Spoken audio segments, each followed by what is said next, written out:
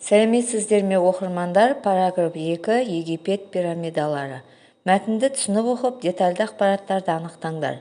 Дүниежүзілік мәдени дамуға үлес болып қосылатын ғажайыптарды Азия құрлығындағы жұрт та аз тудырған жоқ. Олардың мәдениеті көне және әрі ұлан. Бұл өз алдына жеке әңгіме. Әуелі әлемдегі 7 ғажайып туралы айтшы деп өтінді Мықыр. Біліп тұрғанымды аяйын ба? Бұлданғаным жоқ. Бірінші Египет пирамидасынан бастайық. Оны білемін. Айтпай-ақ қой, деді ол. Кәне, білсең айтшы, дедім сынағым келіп. 5000 жыл бұрын салынған дүние жүзіндегі ең әйгілі зәулім биік құрылыстың бірі. Египеттің билеуші перғауындары өлген соң өз денелерін сонда қойдырған. Неге деймін мен? Олар өздерін Құдайдың баласымыз деп санағанда, халық алдында өз беделін көтеріп, абыройын асыру үшін, атын шығару үшін өздеріне осындай алып зәулім ескерткіш орнаттырған.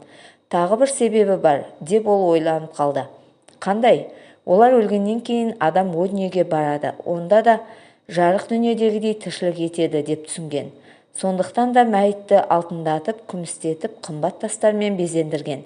Осыған байланысты осы байлықты тірі жандар ұрлап кетпес үшін пирамиданың ішкі құрылысын жұмбақ етіп, қиындатып салған.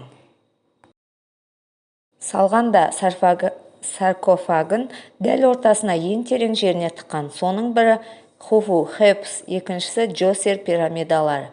Содан кейін Мықыр әлгі пирамидалардың әрқайсысы 2 тоннадан асатын 2.300.000 төртбұрышты известняк тастан қаланғанын, әуелде оның биіктігі 147 метр болғанын, төбесі күйреп, қазірде аласарып 137 метрге түскенін айтты. Ешқандай механизм қолданбай 100.000 құл 20 жыл бойы осы құрылысты салғанын да есіне алды. Перғауынның атын шығару үшін күн айналып жерге түсетін ыстықта қаншама құлдардың зорығып, мұрындарынан қан кетіп, өмірлері үзілгенін де айтты. Ніл дариясының ар жағындағы таудан қашалған тастарды мына жазық далаға жеткізу де оңайға түспеген ғой. Оның идеясын кім берді, салдырған кім? Оны білмеймін, деп Мықыр шынын айтты. Айтып отырғаның негізінен дұрыс, дедім мен. Жасаған кім? Оған дейінгі дәстүрлері қандай болып еді деймін. Білмеймін, ендеше тыңда деймін мен. Оған дейін египеттіктер тастан құрылыс салмаған. Шырпының қабына ұқсатып шикі, күйген кесектен не ағаштан үй жасауды ғана білген екен. Пирамида салу идеясы ғалымдардың болжауынша аса дарынды Имхотептен шықса керек. Ол 3-ші әулеттің негізін салушы перғауын Джосердің замандасы.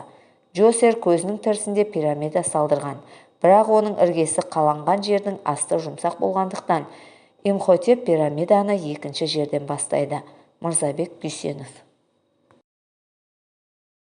Енді сұрақтарға жауап берейік. Әңгімеден не ұқтыңдар? Перғауындардың сәулет өнері таңғалдырды ма? Ақпарат туралы қандай тұжырым жасадыңдар? Египет пирамидаларының қалай және не үшін салынғанын түсіндік. Екінші, перғауындардың сәулет өнері таңғалдыратыны рас. Үшінші, ақпаратпен таныса отырып, Египет пирамидасының салынуы оңайға түспеген екен деген тұжырымға келесін. Мәтіндегі детальды ақпараттар. Египет пирамидасы 5000 жыл бұрын салынған. Пирамидалардың әрқайсысы 2 тоннадан асатын 2.300.000 төртбұрышты известняк тастан қаланған. Тағы басқа. Екінші тапсырма жазылым. Египет пирамидалары туралы мақаланың қарапайым жоспарын жазыңдар. Бірінші, Египет пирамидасы. Екінші, о дүниедегі өмір. Үшінші, пирамиданың құрылысы. Төртінші, пирамида салу идеясы.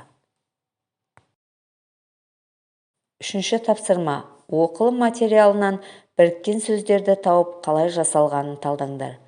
Дүниежүзілік 2 түбірдің еш өзгеріссіз бірігуі арқылы жасалған сөз. Төртбұрышты. Бұл да 2 түбірдің еш өзгеріссіз бірігуі арқылы жасалған біріккен сөз. Төртінші тапсырма тыңдалым. Мысыр пирамидалары мәтінін тыңдап, бір-біріңе сұрақ қою арқылы талқылаңдар.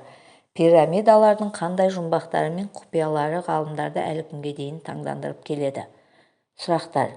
Мысыр пирамидалары қашан салынды? Жауап: біздің заманымызға дейін 3000 жыл бұрын салынған. Екінші, патша бөлмесіне жылына неше рет күн түседі? Жауап: патша бөлмесіне жылына 2 рет күн түседі. Бірі таққа отырған күні, екіншісі туған күнінде. Үшінші, Хеопс пирамидасы қанша тастан тұрғызылған? Жауап: 2.300.000 дана блок тастан тұрғызылған.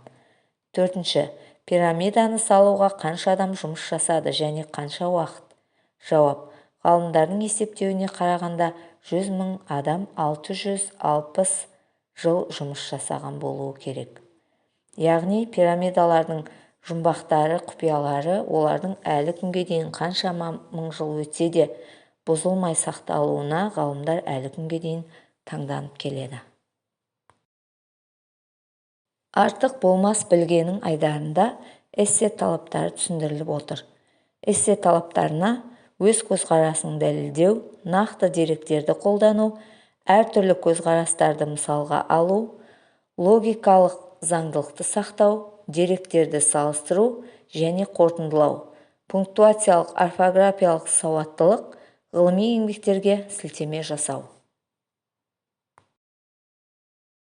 Бесінші тапсырма. Жоғарыдағы эссе талаптарына сай, Мысыр пирамидаларының осы кезге дейін сақталуының жұмбақ сыры туралы ғалымдардың пікірлеріне келісу-келіспеу эссесін жазыңдар. Сөз саны 80.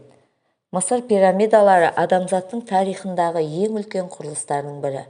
Олардың мыңдаған жылдар бойы сақталуы бұл ерте заман адамдарының шеберлігі мен білімінің айқын дәлелі. Алайда бұл құрылыстардың осы кезге дейін тұрақты тұруы көптеген жұмбақтарды тудырады. Көптеген ғалымдар пирамидалардың құрылысы мен сақталуының негізгі себебін олардың құрылыс технологиясына байланыстырады. Ежелгі мысырлықтар тастарды дұрыс кесіп, оларды бір-біріне жеткізіп, құрылысты жүргізген. Олардың пайдаланған материалдары, әсіресе гранит тастары өте берік және төзімді болған. Сондай-ақ пирамидалардың құрылысы жаңбыр мен жел әсерінен қорғалған шөл аймақта жүргізілген. Бұл олардың ұзақ уақыт бойы бүлінбеуіне септігін тигізген. Мен осы оймен толықтай келісемін. Алайда пікір айтушылардың арасынан пирамидалардың сақталуына басқа себептер де бар деген пікірлер де бар. Кейбіреулер олардың құрылысына әлі де түсініксіз технологиялар қолданылған деп ойлайды. Мысалы, пирамидалардың ішінде қолданылған жеңіл тастардың қайдан алынғаны туралы сұрақтар көп көтеріледі. Сондай-ақ пирамидалардың ішіндегі атмосфералық қысымның ерекше құрылымы олардың сақталуына әсер етуі мүмкін деген пікір де бар. Ғылым мен миф арасындағы күресте пирамидалардың сақталу себептері туралы толық жауап берілмегенімен, олардың адамзаттың ой-санасы мен шығармашылығы туралы айтуға мәжбүр етеді.